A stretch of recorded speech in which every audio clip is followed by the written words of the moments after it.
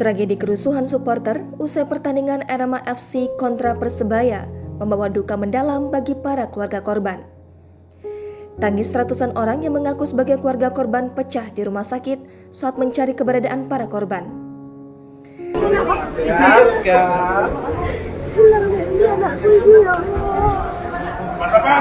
Salah satu keharuan terlihat di rumah sakit Wafa Husada.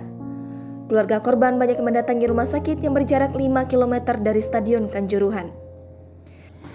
Beberapa ambulans masih hilir mudik bersiap mengangkut para korban tewas, Minggu 2 Oktober 2022. Para korban tewas akan dievakuasi ke kamar jenazah Rumah Sakit Saiful Anwar Malang untuk proses identifikasi. Puluhan orang jenazah berada di Rumah Sakit Wafa Husada, 10 diantaranya belum teridentifikasi. Suparti, orang tua korban mengaku tengah mencari keberadaan anaknya Budi asal Ngajum yang tengah menonton.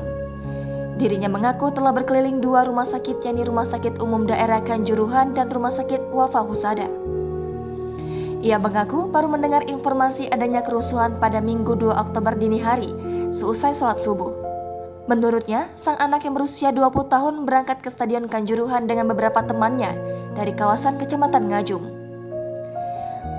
Gofur, salah seorang keluarga, juga menyatakan tengah mencari keponakannya seusai kerusuhan laga Arema FC kontra Persebaya. Hingga kini, ia telah mendatangi 3 rumah sakit, yakni Rumah Sakit Umum Daerah Kanjuruhan, Rumah Sakit Teja Husada, dan Rumah Sakit Wafa Husada.